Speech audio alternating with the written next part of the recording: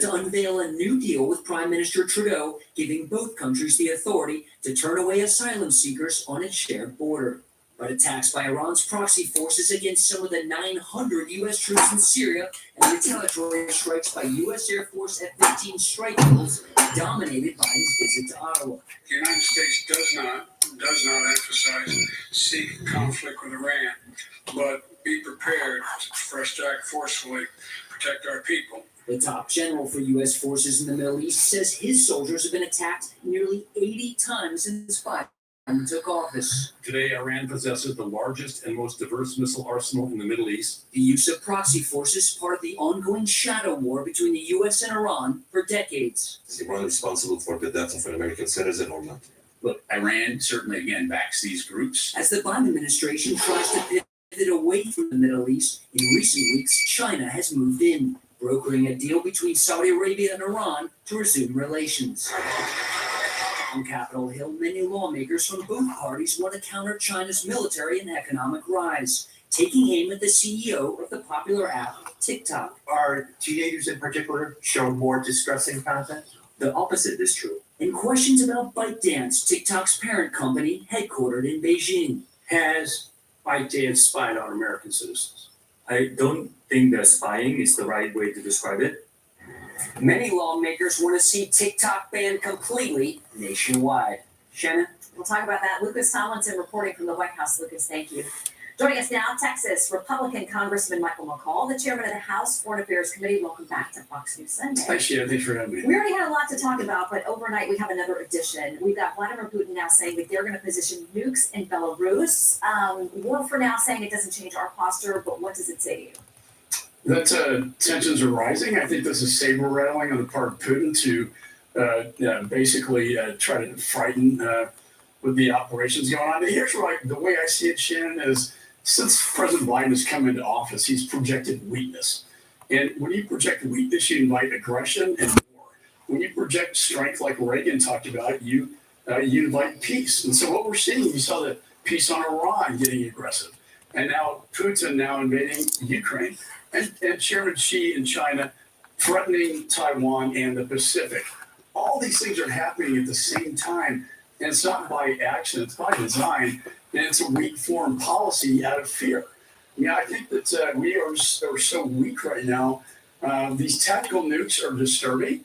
I think it's the fact they're in Belarus, as well. But, the Japanese prime minister went to Ukraine the other day and said that what happens here in Ukraine will happen in Taiwan and in the Far East and the Pacific. So, we have to, this is a very important confrontation right now. So let's talk about that. Let's talk about this in the context of Ukraine, Xi meeting with Putin and all of the other things that are interconnected here. There are lawmakers out there now saying, including Josh Hawley, GOP senator, saying they've got questions. We're outspending relative to NATO and our European allies when it comes to what's happening there. And he warns that the Chinese fully understand that our resources are tied up in Ukraine. If that happens, we can't use them if there's an invasion of Taiwan. New York Times citing one study reporting this: if a large-scale war broke out with China within about a week, the United States would run out of so-called long-range anti-ship missiles. So last time you were here, you said we could actually see military conflict with China by 2025. So with that in mind, the resources, the military aid, what are your concerns on those two fronts? Our defense industrial base is not up to speed. Now, the weapons we're putting into Ukraine are old weapons, more land-based. The ones we send to Taiwan are going to be sea, maritime based, and they're new weapons. I think the concern, though, is I signed up on foreign military sales to Taiwan 3 years ago that have yet to go into country, and I'm getting ready to travel over there. That's a concern. There's no deterrence. I think what's happening in Ukraine will provide a deterrence with what happens in Taiwan, but they are not prepared. There's no deterrence there for war. But if China knows that, how much does that cripple us in the idea of deterrence?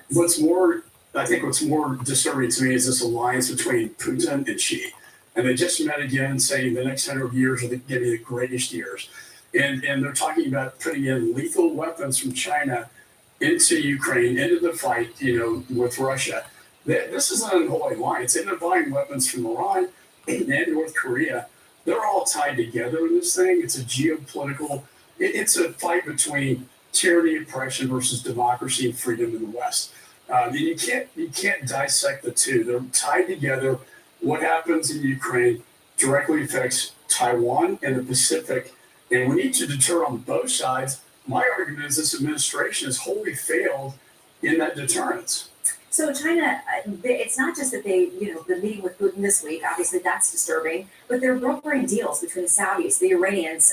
The Brazil's president, until it was delayed for illness, had a trip planned to meet with them in Beijing as well. Are we losing, is the U.S. losing our positioning on the world stage where China is courting people out there and very willing to do it very publicly? We're losing our prestige. We're not leading, in front. We're leading from behind. We talked about during the Obama years, right? And then you had ISIS roots like we had. Because of this weakness, our aggressors, foreign nation adversaries, are on the march. They are getting aggressive against our interest in the United States because of this weakness. And I know that President Trump, at least when he was in office, they feared him. But what about those who said that he created a chaotic situation, that when Biden came back in, it was going to be a smoother, calmer foreign policy, that President Trump had pulled out of key agreements and that he had created chaos. And under him, as critics say, that we lost respect for the world. Fear provides deterrence and unpredictability as well. I would say with Trump, I would say with Biden, because of this projection weakness. I go back to Afghanistan. We may not have time to talk about this, but when Afghanistan imploded, that is the turning point. That is when Putin looked, not a question of if, but when Putin looked at Ukraine and Xi's looking at Taiwan, that's when everything changed. Afghanistan was a turning point. It was a disaster. We left Americans behind, Afghanistan partner behind. And then we had heard testimony about the sniper. They had the suicide bomber in his sights who wasn't given authority to take out the suicide bomber that would have saved 13 servicemen and women. That's a tragedy. And that is the beginning of when things start to go downhill. Well, I want to ask you about this because you asked Secretary Blinken this week about this dissent cable you said came from embassy employees who were worried about the strategy, the pullout strategy there in Afghanistan. You had asked numerous times before, you've been asking for years. Here's what he said this week about why you haven't gotten it so far. By our regulations, these cables may only be shared with senior officials in the department. Again, that's to protect the integrity of the process, to make sure we don't have a chilling effect on those who might want to come forward, knowing that they will have their identities protected and that they can do so, again, without fear or favor. So he says that's the justification for why you haven't gotten it. You told him you would subpoena him if you don't get it by the end of business on Monday. What do you think is in the cable, and do you think you're going to get to see it? It's extraordinary to have 23 embassy employees dissenting to the policy of the Secretary of State and the White House. We want to know, and the American people deserve to know, and the veterans and the Gold Star mothers deserve to know what were in those dissenting cables. What was it was so important that these 23 employees were reaching out at the highest levels to say we disagree with your policy. I don't care about his internal policies. I care about the veterans and Gold Star mothers, and like Marine Sergeant Vargas Andrews had his arm blown off his leg, who had the suicide bomber in his sights and wasn't given permission to engage. That's what I care about, and that's why if they don't deliver by Monday close of business, I will serve that subpoena. Okay, I want to make sure we get back to the other gentleman we're hearing from there. It was Congressman Jamal Bowman. And this is on the issue of TikTok, a very heated hearing this week. But he says just going after TikTok is potentially racist. Here's what he says. Let's not be racist towards China and express our xenophobia when it comes to TikTok, because American companies have done tremendous harm to American people. So he says that this is a somehow xenophobic motivation to go after China. And TikTok, when we have American companies, he says here, are creating privacy concerns in the same ways. Well, we're racist, but the Chinese are not. I don't understand this logic. Blame America first. I mean, the fact is, every national security official in this administration has said that it is a national security threat. And we banned it in the Congress, right? So if we banned it in the Congress, it's too dangerous for us to have. Why in the world is it safe enough for our children to have? It is a backdoor into your iPhone. It's a spy balloon into your phone. It can collect your data. It can message to you. I've marked up a bill out of my committee, a constitutional framework to ban TikTok. And I think Congress informed on this. One thing you saw from the hearing in a bipartisan way, that both sides of the aisle were standing together saying, this is a threat to our children and we need to stop it. To that point, there are going to be several American companies who are heavily invested or actually producing in China, meeting in Beijing this week. That includes people like, according to Wall Street Journal, Tim Cook from Apple. At what point do American companies who benefit off of being there have an obligation to speak out against things that are in conflict with our interests that are happening with our young people and kids through some of these products? It's profit versus national security. I deal with this all the time. Are we going to export technology, Shannon, that go into the hypersonic weapon? You know, that was built on the backbone of American technology. The spy balloon had American components in it. Is it right for us to make profits exporting technology to the Chinese that then they put into their war machine that they could turn against us, say in Taiwan and the Pacific? I don't think so. I think we have to appeal to a sense of patriotism in this case. I think national security outweighs profit incentive. All right, we didn't even get to Syria, but our time is up. Chairman, thank you for coming back. Always good to have you. Thanks for having me, Shannon. All right, up next, former President Donald Trump held a campaign rally last night in Texas, railing against reports that he could be indicted in the coming days. We've got a comprehensive conversation on what that legal battle could mean for Trump and for the rest of the country. Our legal experts join us next.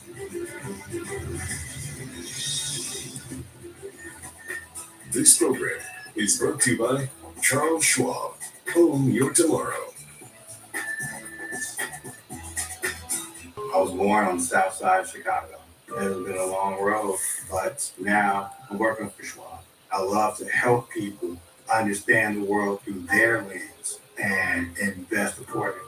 You can call us Christmas Eve at 4 o'clock in the morning. We're going to always make sure that you have all the financial tools and support to secure your financial future. That means a lot for my community and for every community. I brought in a Sure Max protein with 30 grams of protein. Those who tried me felt more energy in just 2 weeks. Here, I'll take that. Eat Sure Max protein with 30 grams of protein, 1 gram of sugar, and nutrients for immune health. I like to move it. You like to move it. We're reinventing our network. Move it. I like to move it. I like to move it. I like to move it. You like to move it. I like to move it. You like to move it. Fast, reliable, perfectly orchestrated. United States Postal Service. Bunch of guys in a book way back when. It's all turned out, we'll make it up again. We'll build freelance teams with more agility. The old way of working is better than we will still, and we'll still before you're 6 feet underground. This is how we roll. Participate in the toughest challenge. Secret stuff. What do you say about that new plan? There's no alcohol in here. There can only be one master distiller. The Master Distiller, Wednesdays at 9 on Discovery. America's top legal and outlaw distillers go head-to-head in the ultimate booze-making competition to see who has what it takes on Discovery with TDS TV. You like this grid? Yeah, this is called color. I love that color. Not maybe. It's a wrong scale. It's way too big. It's almost an amp. I'm brilliant. It's super humble.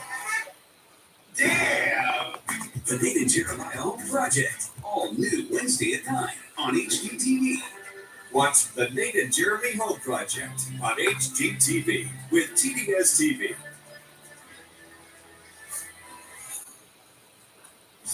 I was reminded recently of why we do this when I saw a person brought to tears when they had their first conversation with their grandchild. I remembered the way that people's faces light up when they can understand the conversations with loved ones. If you're experiencing any symptoms of hearing loss, come see us for a free exam and test to find out if we can improve your quality of life.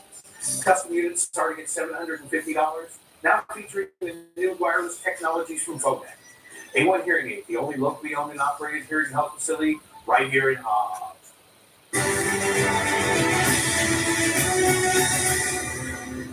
Former President Trump could be indicted as soon as tomorrow. The Manhattan District Attorney is investigating whether Trump violated campaign finance laws in a hush money scheme. Now, There are plenty of skeptics of that possible move across the legal and political spectrums. Trump himself slammed the investigation last night at a campaign rally. In a moment, we will bring in Fox News senior political analyst Britt Hume, George Washington University law professor Jonathan Turley, and former South Carolina Congressman and longtime prosecutor Trey Gowdy, also the author of Start, Stay, or Leave, The Art of Decision Making. All right, gentlemen, stand by. First, Brian Yanis is live in New York City with more on the former president's comments last night. Hello, Brian. Shannon, we expect the jury to meet tomorrow. We also expect them to hear from one final witness who will testify in front of them before they decide on whether to indict former President Trump. Manhattan District Attorney Alvin Bragg is said to be investigating whether Trump violated campaign finance laws by allegedly making hush money payments to adult film star Stormy Daniels in 2016. Sources tell Fox News there is, quote, major dissension in the DA's office over the potential, quote, weakness of the case. DA Bragg is under intense political pressure to drop the prosecution, Republicans calling it a political witch hunt. On Truth Social, Trump warned an indictment could bring, quote, potential death and destruction. Trump also posted a photo of himself holding a baseball bat next to Bragg's head. Amid security concerns on Friday, a death threat was mailed to the DA's office.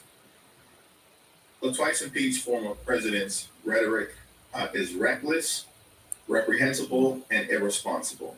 It's dangerous, and if he keeps it up, he's going to get someone killed.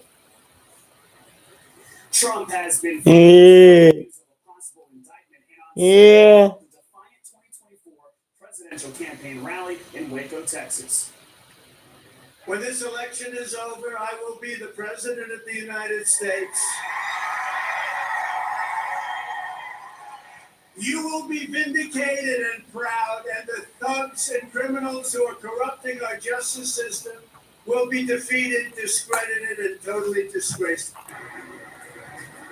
Democrats are expressing concern Bragg's investigation could undermine three other Trump investigations deemed more significant: the Mar-a-Lago classified documents, Georgia election interference, and lastly, of course, the January 6th probe. Shannon? Brian Yanis, live in Manhattan. Thank you, Brian. So let's discuss now with Britt Hume, Trey Gowdy, and Jonathan Turley. Gentlemen, I want to start by playing a little bit more of what the president had to say last night about this potential prosecution. The innocence of people makes no difference whatsoever to these radical left maniacs. It is worse, actually, in my opinion. Hard to believe anything could be worse than this, but I think it's worse than ballot stuffing or media manipulation by the FBI working together with Twitter, Facebook, and the rest. Professor, I'll start with you. He talked about this idea of prosecutorial discretion and this being a tool in the toolbox against him. So talk to us about that discretion that prosecutors have. Well, they have discretion, but they don't have discretion to create their own laws. And what is being done here is something that is really beyond the pale. That Bragg is taking a New York misdemeanor, which, by the way, is expired. It's a 2-year statute of limitations. And he's essentially bootstrapping that into a felony. But he intends, according to reports, to prove a federal crime that the Department of Justice itself declined to prosecute. Now, that effort is losing already the court of public opinion. I think a poll came out showing roughly 60% of people view this as politically motivated. But he's playing to a jury pool in New York. And the likelihood of finding a Trump supporter in the New York jury pool is what the same as finding a triceratops. I mean, it's not that likely. But he also has judges who I think are going to look askance at this and say, wait, you're a state prosecutor and you're going to prove a federal crime? I think he's got a rough road ahead. But what he has done is handed Trump proof positive of his long narrative. This is a political prosecution. So, Britt, I want to bring you into that point because the New York Post editorial board wrote about this, and they said they agree that this is a political prosecution. It says Trump has every right to be upset, but rather than seek his vindication in the courtroom or even just make an impassioned speech, Trump wants to inspire a mob. Time and time again, Trump's responses have been unhinged, indicative, and self-defeating. So, Britt, it sounds here like the professor thinks, like many people do, maybe this case doesn't happen or it falls apart or there's an indictment without a conviction. Is the president stepping on a potential victory for himself with the reaction to it? I think so, Shannon, and it's been widely speculated that this prosecution by Alvin Bragg on the theory that he's espousing here, or seems to be, will help Trump politically. I have my doubts. That issue has to be looked at in two ways. One is, what effect might it have on his chances of getting the Republican nomination? And my guess is it won't have all that much effect. But when you turn to the question of whether he could be elected president again, you have to ask this question.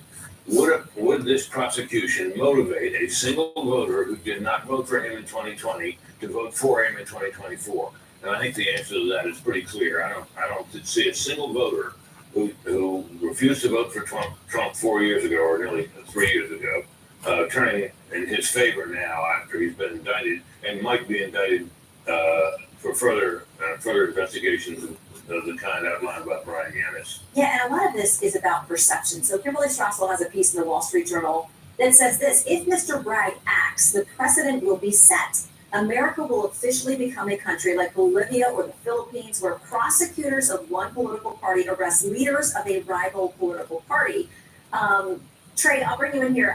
Is that overstating it? I mean, we know the feds looked at this case, they decided to drop it, but this district attorney thinks, at least by the reports we're getting, that it's worthwhile to pursue. Well, I think it's New York, but it's also Georgia. And yeah, I do think Kimberly is right. I think our justice system is at a really, really dangerous point. I mean, anyone who doesn't think we can find a red state prosecutor or attorney general to go after a Democrat, the justice system, she wears a blindfold for a reason, Shannon. You're not supposed to care about your political orthodoxy or your race or your gender.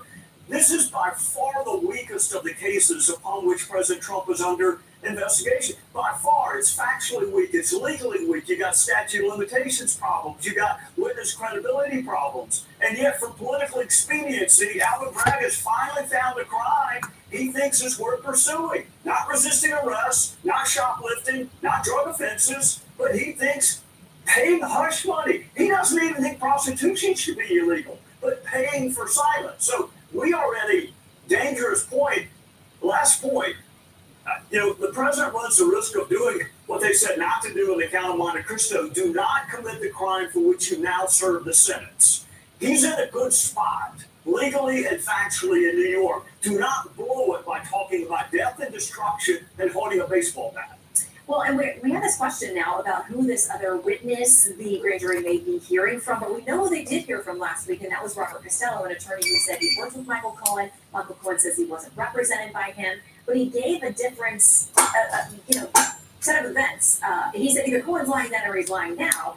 This is what FoxNews.com is reporting. It says 2 familiar sources told Fox News Digital on Wednesday that the grand jury was canceled amid, quote, major dissension within the district attorney's office. One source claimed the district attorney is having trouble convincing the grand jury on potential charges due to the, quote, weakness of the case. So, Professor, how much do you think Robert Costello's testimony may have impacted them? He went in there and said, you can't trust Michael Cohen. He's giving you conflicting information. You've seen 6 emails. I got more than 300 others that are relevant. Do you think the jurors now have additional questions?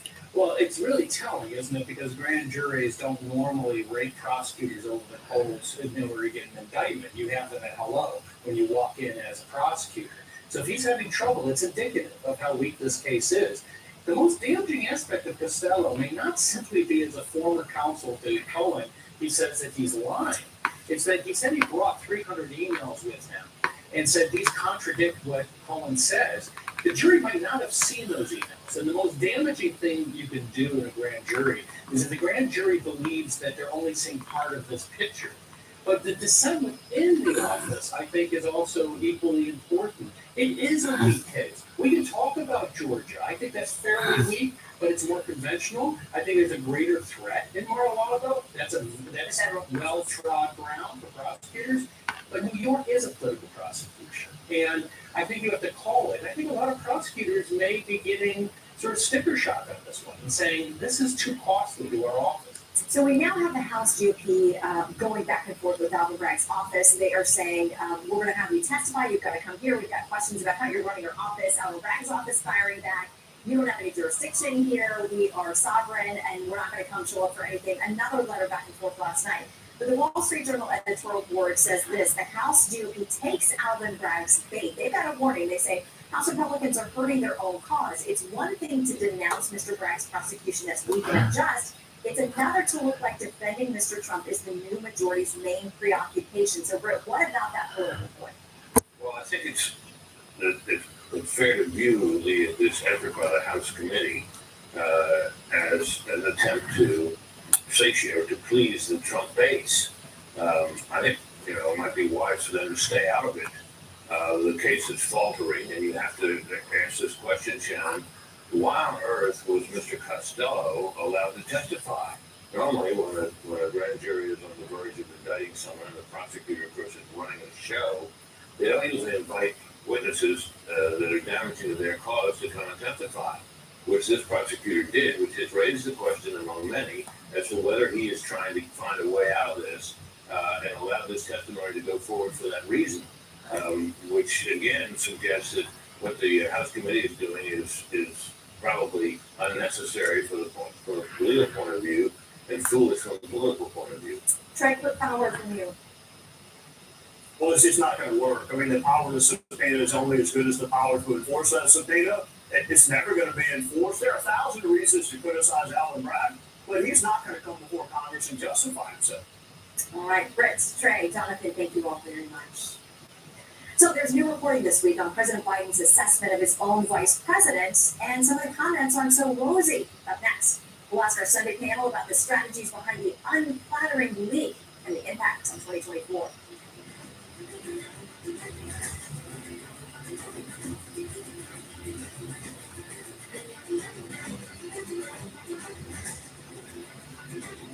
Asking the right question and great impact your future. Are you qualified to do this? Especially when it comes to your finances. Are you a certified financial planner? I'm a CFP professional. CFP professionals are committed to acting in your best interest. That's why it's gotta be a CFP. Red Lobster's finer points of fun dining. At Lobster Fest, whether you're a seafoodie or a lobster newbie, there's something for everyone. Try one of 6 dishes like new lobster and shrimp tacos for $17.99 and leave completely obsessed. Welcome to fun dining. When you have auto glass damage, trust Safeway. My customer really relies on his car's advanced safety system. You're right. Excellent. So when he got a cracked windshield, he turned to Safeway. We're the experts at replacing glass and recalibrating your vehicle's camera so automatic emergency braking and lane departure warning work properly to get you back on the road safely. And that means a lot. Schedule now. Safeway repair, Safeway replace. I really enjoy playing golf. I expect to play into my 80s. Balance and maintenance. My mental state is so much clearer. My swing playing was better. I will be taking balance of nature for the rest of my life. When I play golf, I would notice that in the old lineup, there would have been a struggle to stand back up. But even now, 10 years later, I stand up better now than I did then. Start now by going to balanceofnature.com and don't forget to use discount code Fox News. I'd like to speak to customers. Just going to speak to a customer service representative. I'm sorry, I didn't get that. Not for me, second. Let's try again. Oh, buddy, come here. Give me a hug. Oh, there you go. You also need consumer acceptance. You'll talk to a real person every time. It makes you much nicer. Well, almost. Get the exact same coverage as a and 100% US-based customer support starting at $20. Consumer acceptance. Want to pay only $40 a month to watch Fox News and more? With Sling, there's no hidden fees and no contracts. Keep Fox News and save over $800 per year, all for just $40 per month. Try us today at sling.com/Fox News. Why are 93% of Sleep Number sleepers very satisfied with their bed? Maybe it's because you can gently raise your partner's head to help relieve snoring. So you can both stay comfortable all night. Save up to $1,600 on the Sleep Number 360 i10 smart bed when you add an adjustable base, and it's Monday.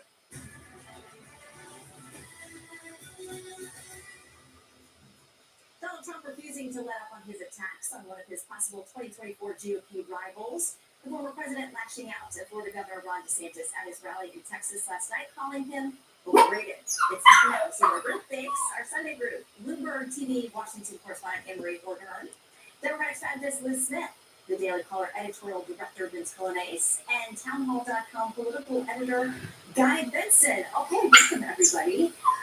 We'll get to that about Mr. DeSantis, but he also last night was talking about this prosecution he calls a persecution out of New York guy. What do you think? Matt, your guess is as good as mine. I was pretty convinced early last week that this indictment was coming. They'd gone all the way down this path. They'd taken some of the slings and arrows along the way and seemed determined, Bragg and his team, to do this. But then we had these weird delays, and it got punted into another week, and these rumors swirling about how maybe the grand jury was sort of going wobbly, and they lost some of the plot here on this, and maybe they have a problem in Bragg's office. And the thing is, and I think this is crucial, it's not just conservatives and Trump supporters who are attacking Bragg in this case. It's a lot of other people from across the spectrum. And I think maybe some Democrats are getting nervous about whether or not this is in their interest. So my guess is Alvin Bragg is getting a lot of incoming from a lot of different sources. And perhaps this thing is derailing. We'll see. We'll see. Okay, so I thought he would spend a lot more time talking about that last night than he did. He hit him a couple of times, but he spent plenty of time talking about Florida Governor Ron DeSantis. Here's the same. I did rallies for Ron that were massive rallies, and they were very successful. So we got him the nomination. We then got him the election. Remember one thing, Florida has been tremendously successful for many years, long before this guy became governor. In fact, probably as or more successful than it is now. Henry, I'm guessing that he doesn't have an issue with that. The president continues to poll well ahead of Ron DeSantis, who's not officially in the race, but clearly he's on the radar. Yeah, clearly the former president going after Governor DeSantis means that this is where he sees potentially his biggest fight into making sure he can be a candidate for 2024. What is also interesting is when you mention the polls. The recent polling shows that Republicans want their nominee to be the former president. Now that's actually a change. In February, in this Mountain poll, it was actually tied 38%, 33%. And in December, Governor DeSantis actually was leading the former president. But now it looks like the former president is by and large leading the party, and also the indictment potential is actually helping him. And it's also going to mean probably a lot more campaign dollars for the former president. Remember in August when the FBI was about to go into Mar-a-Lago? Campaign-wise, he was bringing in like $180,000 a day. Then it went to $1 million. So all of this actually helps the former president. All eyes are on him for this potential indictment war. Okay, but do Liz, Democrats want this to happen to the former president? Do they like all of this happening because they think he's going to be the easier one to take out versus Ron DeSantis and Nikki Haley or someone else? Well, to Guy's point earlier, there have been mixed reactions on this from Democrats. And I don't know a single Democrat in the White House, on the Hill, who thinks that an Alvin Bragg indictment of Donald Trump would be a silver bullet. Because let's be real, this attack is largely baked in against Donald Trump. People know that he paid hush money to a porn star to cover up an extramarital affair, which he denies, and either they are okay with it or they're not.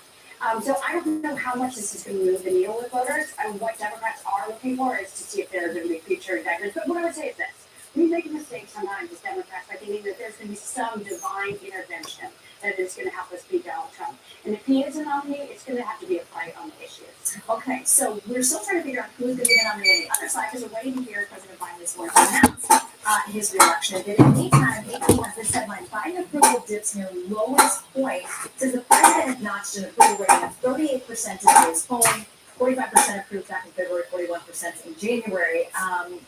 That's not where he wants to be, probably making this decision. No, of course not, but it's really not surprising. I mean, he starts a presidency with a $1.9 trillion spending package that stimulated inflation. Both economists on the left and the right agree. We've had out-of-control costs ever since, a border that remains out of control. We have infighting within his administration about that status.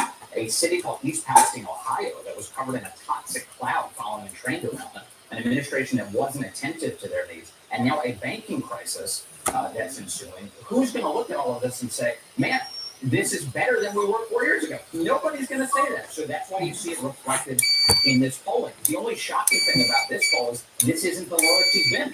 He's been lower before. But the reality is that he's getting very bad marks. And Democrats are in a position where they don't know what to do. Joe Biden is, I guess, the only guy that they can put forward. Well, Reuters gets to this in kind of his thinking on this re-election, according to their sources, about the vice president. It says Democratic sources say Biden has frustration about some of her work. He is also convinced that neither Harris nor any other Democratic hopefuls would be able to beat former President Donald Trump if he is the Republican nominee a factor that has influenced Biden's inclination to run again. So Liz, I come back to you. What do Democrats do? What's the plan? What's the plan B or C? I don't think we need a plan B or plan C. Joe Biden is going to be the nominee. And I'm cautioning everyone not to read too much in the polls right now, because look back to 2022.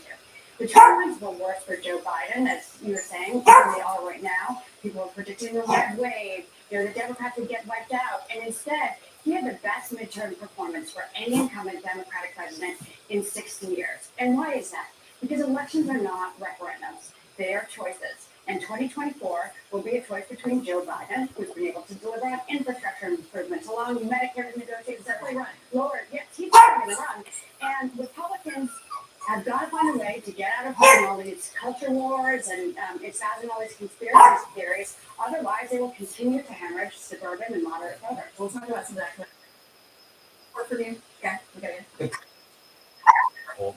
The vice president, he's 80. Don't want him to run again, but pretty peculiar role in our politics. We're going to talk about some more cultural war. Coming up next, a heated Capitol generation parents should inside their kids' school.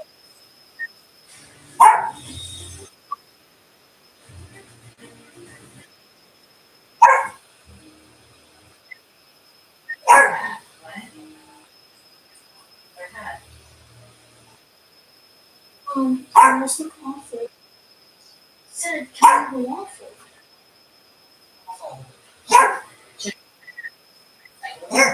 I said Shitty's bear.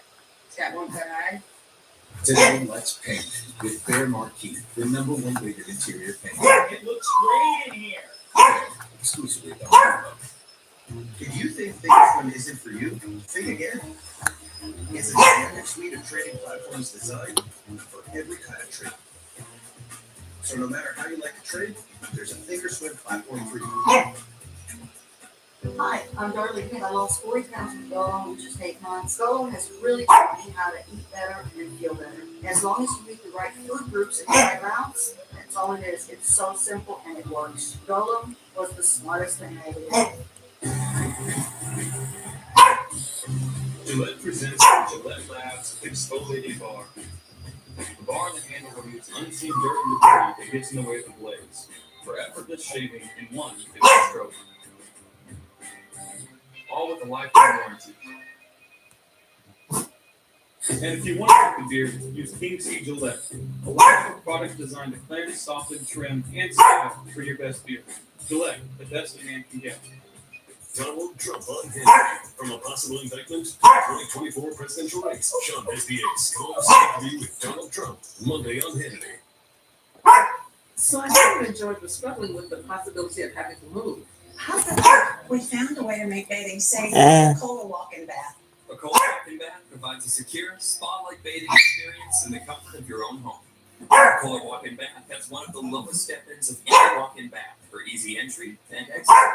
It features textured surfaces, convenient handrails for more stability.